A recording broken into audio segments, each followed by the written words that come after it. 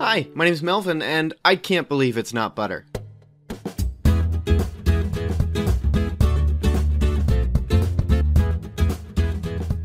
Welcome to Cinematic Doctrine, a non-spoiler Christian movie podcast where we sit at the table of cinema and eat. Tonight we'll be dining on Andy Muschietti's It. Releasing in 2017, It's financial success was a bit of a surprise for many.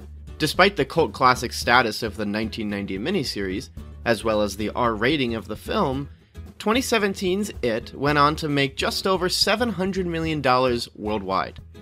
That's ridiculous in scale when you realize the production budget was only $35 million.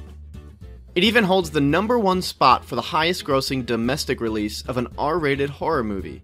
Although, when you account for inflation, The Exorcist still holds that spot with a strong grip. 2017's It was a success story for the ages, and a sequel was inevitable. Don't worry, we'll be talking about that in the next episode of Cinematic Doctrine, but first, let's talk about this one instead. To start things off, if you don't know anything about 2017's It, let's get you caught up. It was a dark and stormy night in Derry, Maine, and George Denbrough wants to build a paper boat. His plan? He wants to race it down the street in the flooding water. His brother Bill helps him build his boat, and Georgie is on his way. As he chases it unfortunately gets sucked into a nearby storm drain. When he peeks underneath to see if he can reach it, the strangest thing meets his gaze. There's a clown in the storm drain. With glowing eyes and messy tufts of orange hair, the clown introduces himself as Pennywise, and offers George Denbrough a balloon, popcorn, and all sorts of carnival fare. Cautious, yet interested, Georgie talks with the clown, and finally Pennywise offers him the boat. However, Georgie needs to reach for it, and as he sticks his hand into the storm drain, Pennywise reveals sharp, blistering teeth and chomps little Georgie's arm off. The next minute, Georgie's gone, sucked into the storm drain, and goes missing. Bill is devastated, and as a couple months pass, he's hard set on finding his brother. Enlisting the help of his school friends, Bill and the gang begin a journey of self-exploration and coming of age as they unlock the hidden mystery of Derry and the horrific clown, Pennywise. It is rated R for violence, horror, bloody images, and for language. The key thing about this movie is that it's a lot of horrific stuff all involving minors. Or, in a way, it's at the behest of minors. Stuff doesn't totally happen to them, but around them, and that can make it a little more frightening than if they were simply adults. The violence isn't ridiculously visceral, at least I don't think so, but there are definitely sequences that are a bit more than what people may be expecting. I suppose an easy comparison is looking at Stranger Things and then looking back at this movie. Where Stranger Things is scary, but not super graphic, It gets a little more graphic, with certain things like torn limbs, graphic cuts, and some CGI stuff that can be a little shocking. The language is pervasive and delivered by minors. Apart from some characters being sailors, there's a fair amount of profanity using the Lord's name, and honestly that bothered me a bit more, especially one delivery at the end. There's also sexual innuendo used throughout, and that's something to be aware of. Also, and this isn't in the certificate, but still really stupid, there's one scene where all the kids are jumping into a lake in their underwear. It's just dumb. To essentially ask your child actors to disrobe and wear nothing but tighty-whities just to have your characters do something like that. This is especially stupid if anyone knows about the source material, where at the end of Stephen King's book he essentially puts the young characters in a rather precarious situation I will most definitely not detail here. But suffice to say, this film skips that scene, thank goodness, but decides it will still have a scene where it will put child actors in a precarious situation such as wearing their tighty-whities on camera. It's honestly the dumbest thing ever. But I digress. That's about it for the content warning. Before we dig into 2017's It, I also wanted to share real quick that if you've come to enjoy Cinematic Doctrine and would like to support the show, be sure to leave a review on your respective podcast app at the end of this episode. You can also follow the Facebook page for updates on movie news, upcoming episodes, and my own shenanigans. Also, Cinematic Doctrine has a Patreon. For as little as $3 a month, you can join other patrons and vote on a movie I review once a month, as well as take joy in feeding my coffee addiction. Any amount is appreciated with multiple tiers to choose from. all of which go toward making Cinematic Doctrine the best podcast it can be. Just to make you all aware, I will also have an episode for It Chapter 2 just after this one, so if you're interested in my thoughts on the sequel, be sure to check that out when it's up. That said, let's look at 2017's It. It's good. It's not great, but it's good. I think that's the best way to start, because the film is a constant back and forth between some good stuff and some bad stuff. It's like a teeter-totter. You're sometimes in the air and sometimes you're grounded. That's the whole point of a teeter-totter, so once you get past that, the movie makes a little more sense. So let's talk casting. I mean, goodness gracious, what great casting. From Bill Skarsgård as Pennywise to every one of the child actors, there's some really great casting going on that made this movie truly something special.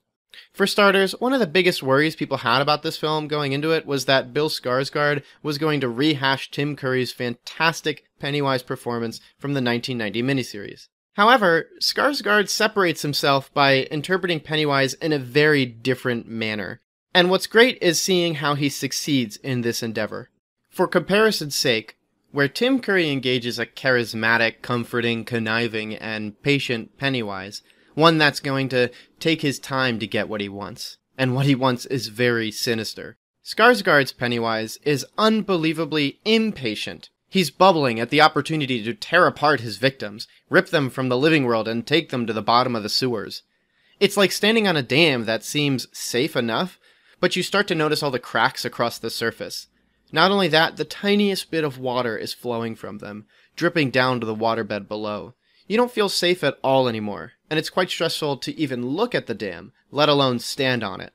This is most notable in the opening scene with Georgie. If you were to put up a side-by-side with Tim Curry and Bill Skarsgård, the scenes are almost identical in their composition, likely an intentional choice from Andy Muschietti, but the biggest difference comes from the performance as Pennywise. And they both work, although, aesthetically speaking, I think I enjoyed Curry's performance a lot more.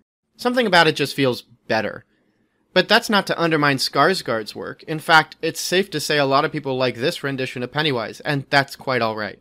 As for Bill, Eddie, Richie, Ben, Mike, Stan, and Beverly, all the child performers are quite excellent. Most notably, Jack Dylan Grazer, who I think is just simply fantastic. He's an absolute natural, and I mentioned earlier this year in my Shazam review that I really like him as an actor, and I think people should keep their eyes on him. He brings a real presence to the character of Eddie, even carrying a bit of a physical performance with the character, and that's some talented stuff for a child actor. Alongside that, you also have Finn Wolfhard from Stranger Things, giving off a fairly good performance, although it's easy to say that he's not necessarily doing much of anything new between his performance as Richie and It and Mike in Stranger Things. Another notable performance is from Sophia Lillis, who plays Beverly. She gets some really great minor expressions down that are quite wonderful and help to bring a real intimacy to her interactions with each character, in particular Bill. In fact, everyone is doing a great job, and that's what makes things so interesting about It. Even though there's a few issues in the film we'll touch on later, the success of this film, I believe, largely stems from the charisma that bleeds from everyone in this film. It's so lathered in great and convincing performances and fun interactions, it's no wonder anyone watching will immediately care about the characters. And that's important because even when dumb stuff is happening, you can always fall back on good characters to help carry you through the film. Such as the aforementioned stupid choice to have your child actors perform a scene where they're all in their underwear.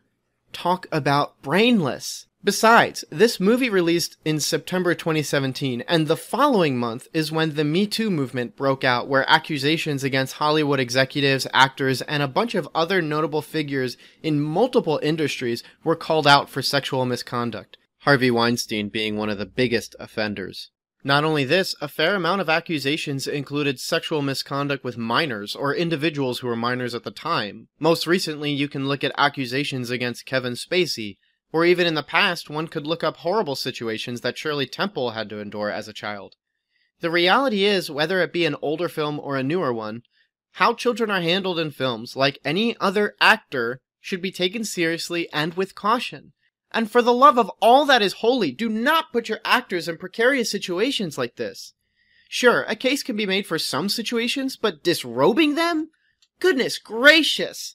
There are other better ways you could do this and still preserve their dignity. And just to rail this point further, even if it was for a joke, What in Andy Muschietti mind convinced him that it was a good idea to make a comedic scene where the camera has such a male gaze on a female minor? Sure, you have young sexual tension on a bunch of teenagers, I can understand that. But again, there has to be a better way to do this than having your camera awkwardly stare at a child in their underwear. Goodness gracious, Muschietti!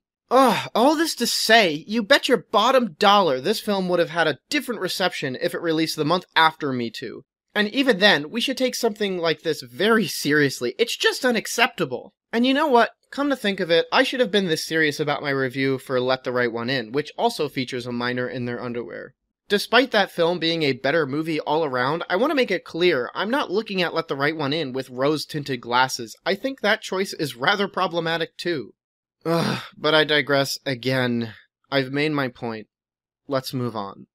This might just be a mixed bag depending on what you want from this movie, but it isn't particularly scary. I think the concept itself can be scary, a child-eating clown in the sewers, but the film isn't all that frightening. A lot of that has to do with some technical choices, such as leaning heavily on surprising its audience with editing tricks like loud noises whenever Pennywise appears, or having Pennywise move erratically like he's trying out for a part in Jacob's Ladder, but ultimately it comes in the fact that he simply doesn't carry a fatal weight to him. The opening emphasizes the threat level of Pennywise, that he's cunning, sinister, and incredibly violent, but after that, I don't know, it feels like he was neutered between his opening scene and subsequent scenes. It's like something happened to take away his ability to simply kill. That is, save for maybe one sequence in the middle of the film, a scene that's both exciting, scary, and pretty fun. And again, that's the thing with it. It's basically a back and forth between some good scenes and some lackluster scenes. But like always, the scenes are carried by a great cast and fairly well-written characters. Now, I think it's important to talk about it as a book adaptation. You can never avoid criticism about your movie when adapting a book. And while I'm not going to go out of my way to rip into it for the changes it made from the source material, I do think we should dig into one or two things. First off, what does it mean to adapt material for a different medium? I would argue that, first and foremost, it needs to retain the thesis of its source material. By thesis, I mean purpose, or main point. In other words, what is the entire story about, and how do the sum of the parts make up the whole? For Stephen King's It, there's a lot to be said about the book, and having just binge-read the entire book in about a week's time, which, by the way, is a little over 1,000 pages, call me crazy, there are many things that make up the whole of this book. From the story being an elaborate, detailed, intimate coming-of-age story, to also tackling things like repressed trauma and how it subtly affects us as adults. Or even casual fears that keep us from doing the things we love, it takes apart so many things while personifying them through an insane, silver and orange, sewer-ridden clown. The book details not only its characters as children, but adults as well, and while the 2017 film sticks exclusively to children, it does tackle a few of these things that make up the source material. And by that, I don't mean copying scene for scene, but creating an adaptation that is, at its core, influenced by the main themes of its source material. That's why some of the changes made in the film work. They feed the main thesis of the story, and therefore succeed in adapting the source material. That doesn't mean I can't have problems with some of the changes. I already lambasted the idea of having your child actors perform in their tighty-whities, a scene that isn't even in the book. The other glaring change that I just really don't like is Beverly's relationship with her father. In this adaptation, it's implied that the kind of abuse she retrieves from her father is sexual in nature, and that's not even in the book. Yeah, she's abused, but physically, so I can't even begin to comprehend why this change was made. It's just a strange choice when you put these two changes together. You'll be scratching your head trying to understand why they were ever made. But again, ultimately the thesis of this story remains the same. It's a grand coming-of-age story about facing one's fears, reconciling themselves in response to trauma, not just from a clown, but from their family as well. By keeping this present in the film, it succeeds as an adaptation, and that's important because otherwise, you'd have a lot of fans of the book peeved at missing the mark. In fact, that's something I'm eager to dig into with It Chapter 2, but I'll wait to share those thoughts in the next episode. And with that, thank you so much for tuning into this episode of Cinematic Doctrine. If you've seen It, what did you think of it? Did you like this new take on Stephen King's massive book, or do you still think the 1990 miniseries is better? If you're listening on Cinematic Doctrine's website, let me know in the comments below or shoot me an email to cinematicdoctrine@gmail.com. If you'd like to support the show, jump on over to Cinematic Doctrine's Facebook page and be sure to follow for updates on episodes, movie news, and my usual shenanigans. You can also support the show by leaving a review for Cinematic Doctrine on your respective podcast app. And if that's not enough, head on over to Cinematic Doctrine's Patreon.